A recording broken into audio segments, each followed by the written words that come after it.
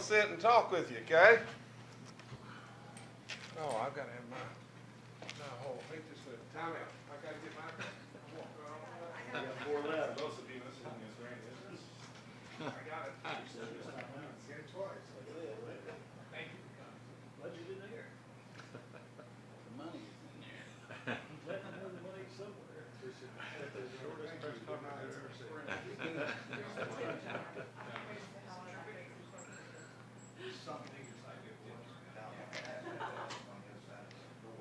Let's see, the headline will be Governor gives press a timeout. Okay, I'm back. Had to bring my brains with me. Well, I appreciate you coming, and we all surely know the seriousness of what's going on. Now, here's the deal. You know what I've proposed, and at the end of the day, the latest, greatest from the other side is, well, which I think is a terribly cowardly move, but we're going to let you decide. You tell us where the real cuts need to be. Well, you need to cut $50 million out of K through 12, $50 million out of higher ed, and $50 million basically out of Medicaid. Now, here's the deal. First of all, those are fantasy numbers. They're absolutely fantasy numbers. They're using a bunch of one-time money to continue to kick the can down the road, and the numbers are more like 100, 100, 100 rather than 50, 50, 50. That's important that you know that. What we need to concentrate on just today is just this. If you cut 50 out of Medicare today, or Medicaid, 50, or that number is 100, the level of distress and pain that'll be to our people is unbelievable.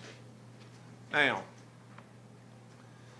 it's basically a cut and run philosophy. We want you to cut, and we're going to run, and we're not going to tell you what we want to cut. So we came up with some possibilities of what those levels of cuts would be. And they're terrible. They're terrible in every way. Now, I keep going back to the same thing. I've tried to do this, and it's so important that you know this. I've been postured as, here's your alternatives, tax increases, or on the other side of the rainbow, live within your means. That's all wrong. That's so wrong, it's unbelievable. What it needs to be couched and how it needs to be told is this way: recovery or sure death. It's just that. It's recovery or sure death. Now, I want you to realize that the 4 legs of the stool on the recovery or the stabilization of the patient are: take a little bit from the super wealthy, take a little teeny bit from the businesses, have the people, their contribution is this: for every $4 they spend, we're going to ask them to pay 1 penny. 1 penny. That's it, for every $4 they spend.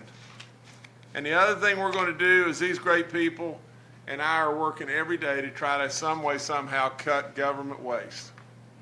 Now, that stabilizes the patient. And then you know everything about my roads thing, and that will take us off, and that'll take us to a pathway to success and prosperous living for our people that will give us hope, that will get rid of our drug epidemic, that will absolutely help us in ways that you can't imagine.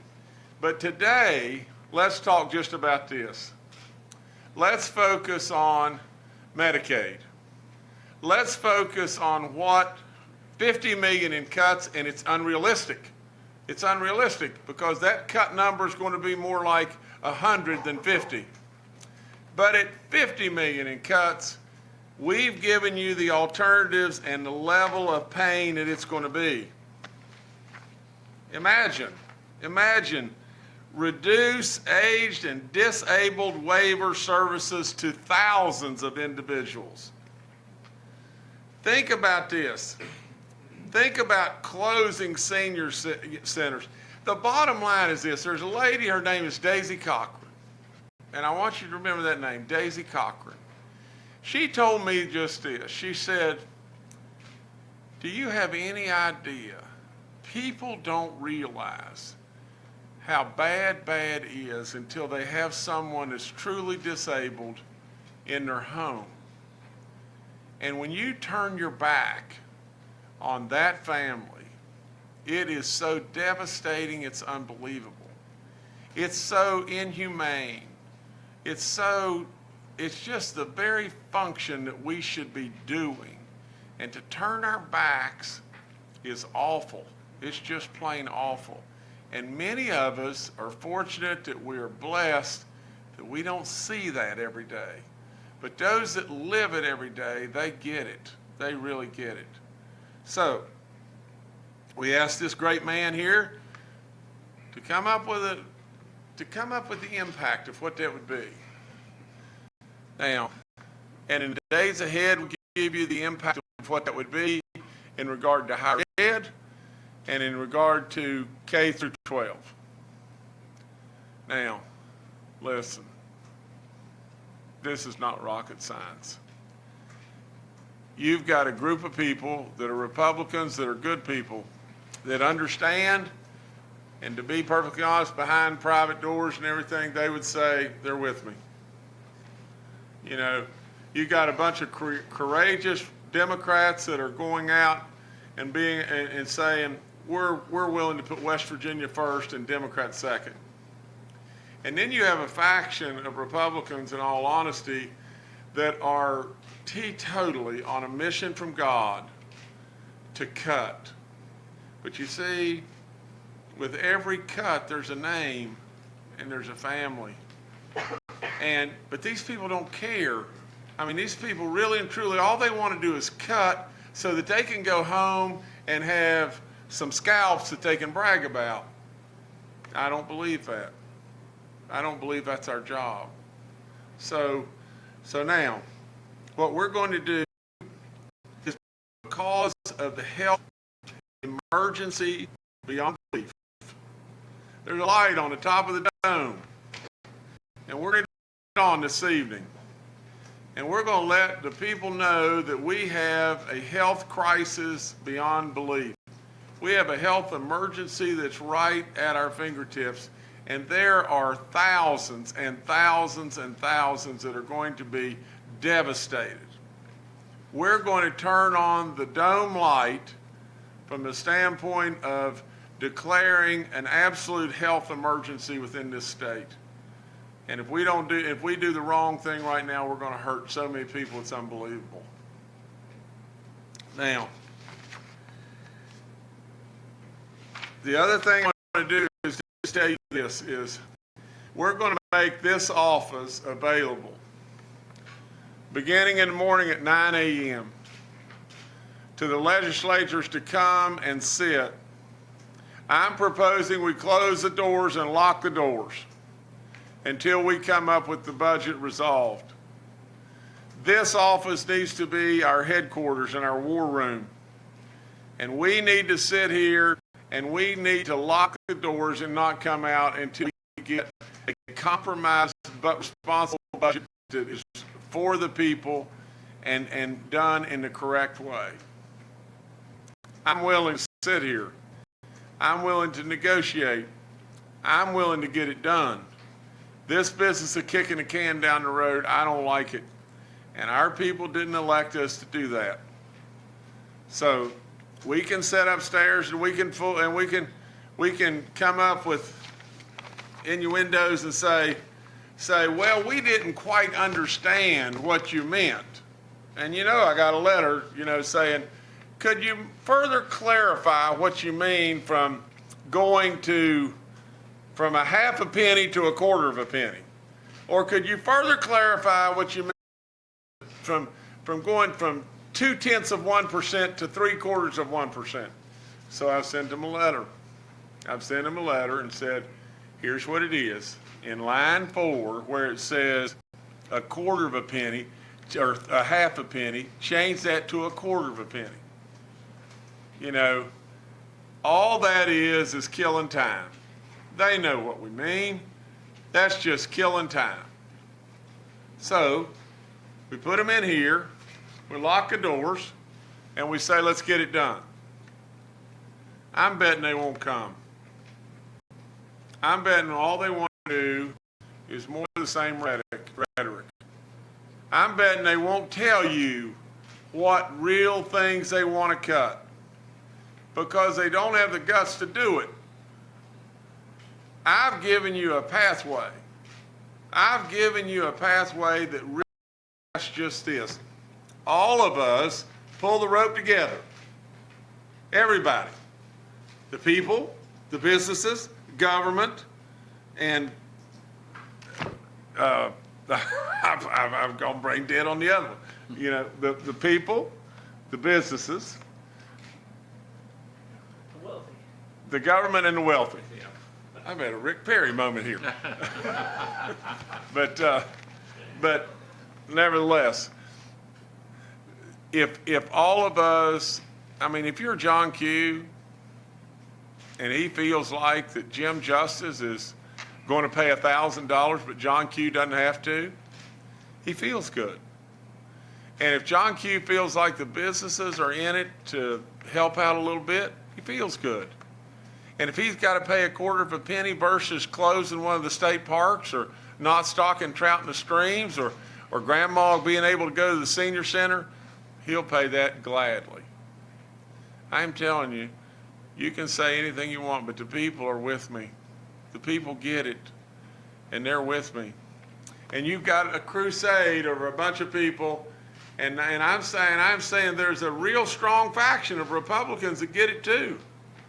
And they're with me too. But then you've got some that are just on that crusade. The mission from God that says we've got to cut. And so we can go home and say, I'll tell you, we got rid of that, we cut this and we cut that. But with every cut, I've said it over and over, there's a name and there's a family. We can get our way out of this mess, and we can get our way out of this wet mess a lot better than just that. So, I guess I'm done unless you ask whatever you choose, and I'll try to answer as best I can.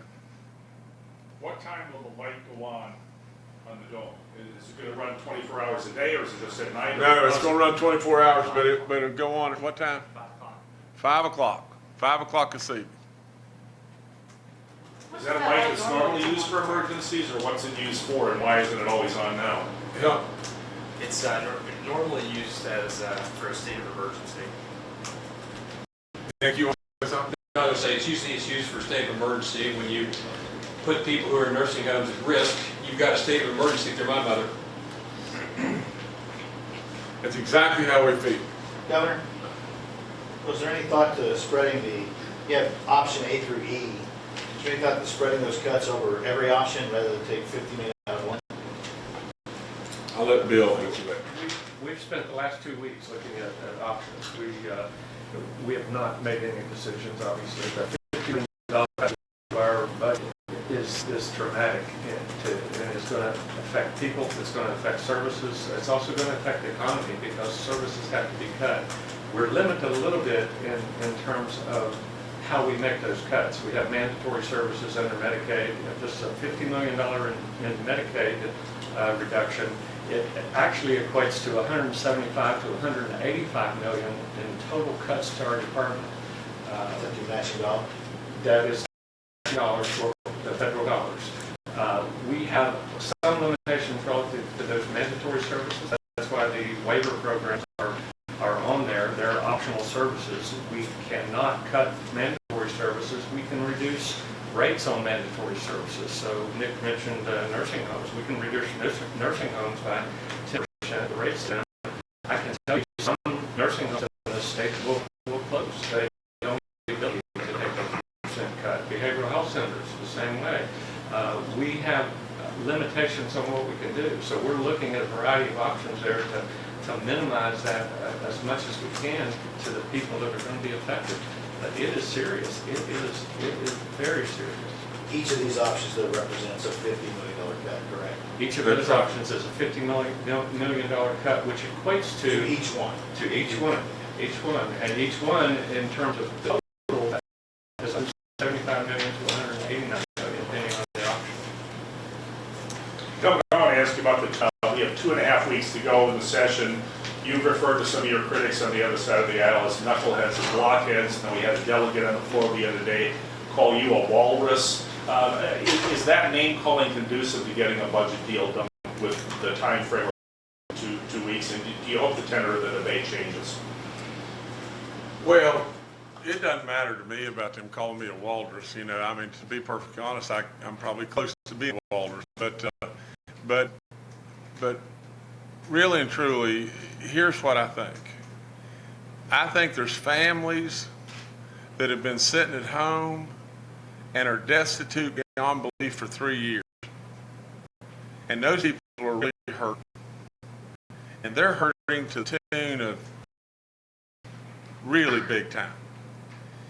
And we're going to sit here and worry about, you know, somebody that got called a knucklehead, and we're going to crawl in a hole and say, oh, I don't like it, that's so bad. Or you called me a walrus, oh, I don't like it, that's so bad. Well, what's so bad is that family that's sitting at home. And for crying out loud, they can call me a walrus all day long, or they can call me a grizzly bear, or they can call me whatever they want to call me. You know, but all I'm trying to do is help that family that's at home and give them a pathway. Give them everything, because they're depending on us. And I don't know if it's constructive or destructive, but it doesn't matter. I mean, really and truly, it all started with upteen tweets about me on and on and on and on and on, and I wasn't the one doing the tweeting because I don't do that. And I hadn't responded in any way. You know, Hoppy asked me on Metro News, he said, Jim, does that bother you? And I said, and the example I used is, it's like a grizzly bear walking along with a poodle just barking along, bark, bark, bark, nip, nip, nip, and at some point in time, the grizzly bear's going to have enough of that and turn around and eat your ass. Well, I mean, the bottom line of the whole thing is that's where it all started. But remember, I didn't start it. But I'm telling you, I'm going to do my job, and I'm going to lead. And I'm not going to let people just nip, nip, nip and do nothing. I'm not going to do that. Governor, when talking about budgets, there's built-in inflation. You hear that term a lot when you talk about Medicaid, Medicare, and healthcare costs. Is it a fact that government must necessarily grow every year? Is there Maybe I'll let Bill even answer that too. Well, I asked that because Governor Tomlin often cited $600 million in cuts over 5 years that his administration made, but there was never any real reduction from year to year. It always went up. That's not how my budget works at my house. So if people don't understand that, Well, does government always have to increase? let me tell you this, the cost of care, the cost of medicine just goes up. The cost of insurance cover, the cost of our bond, our interest on our bonds. There are things that just go up that are not within our control. But there are things within our control. But Kenny, let me just say this. And I think at the end of the day, it's going to all come back to one question. And you're at home. And I turn to you and I say, XYZ Senior Center's got to close. Or Promise scholarships got to be diminished or eliminated. Or this park's got to go. And I turn to you and I say, as a business, you're a small business with $5,000 of income a month, and I say, you're going to have to pay $45. Now, I'm going to try to drive you 10,000 more customers and turn your $45 into $45,000 of goodness for you.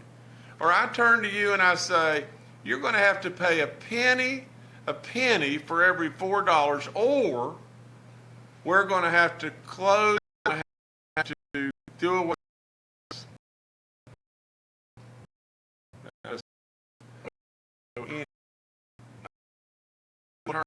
and walk away from the weak and disabled or our vets or our seniors if that's the opportunity given them. It just makes common sense. And the more I think about it, the more committed, I'm willing to compromise. But I am absolutely confident that the proposal that we're giving these people is the right way, the right way. A way that's going to put us on a pathway of prosperity without absolutely turning and trying to hurt people. Are these the kind of cuts that could warrant a government shutdown? Look, everybody says to me, would you be afraid of a government shutdown? We're either going to shut down or we're going to die down. There's no difference to me. There's no difference to me at all. If we got to shut our government down, well, we're going to die anyway. If we go this way, I mean, are you really willing to turn your backs on these people and just cut them off? Throw them out in the cold and let them die? I'm not. And if it means we got to shut down, we just got to shut down. May I add something, Governor? Sure. Mike McCowan, our state budget director, and I will be in this country at 9 a.m. for your instruction every morning, waiting and willing and able to meet with anybody from the legislature at any time, 24/7, to try to evaluate proposals and come to a conclusion.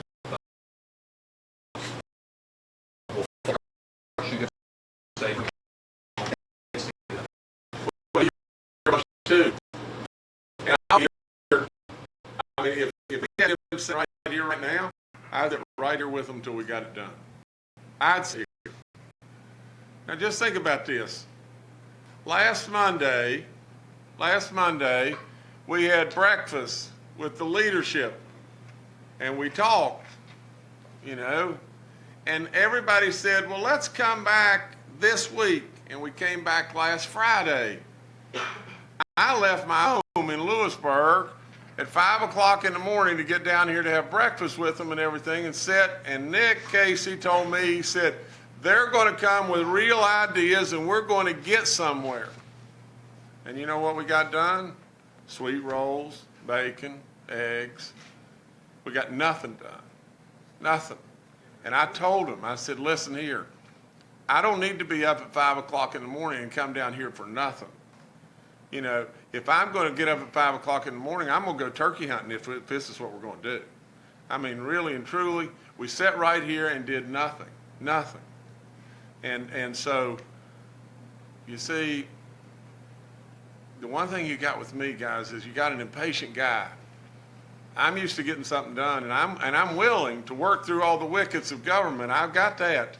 But I am absolutely not going to sit and do nothing. Let me clarify and follow up what you said. If they don't come to some neighborhood or zip code that your budget's in, some type of form or fashion, you'll veto it and we'll go to July 1st and we'll shut it down.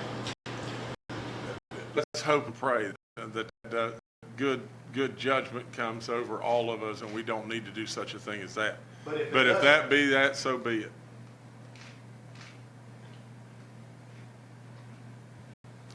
People have to realize just this. We're on the verge of losing the services of our state police. What would you do? What would you do if you were in a state that had no state police? For crying out loud, what in the world? I mean, are we really seriously going to say, well, let's not have these state police and let's throw our seniors and the disabled to the curb because we want to cut? Well, which is worse, that or a government shutdown? I don't think there is any worse. So that's why I would stand exactly where I said.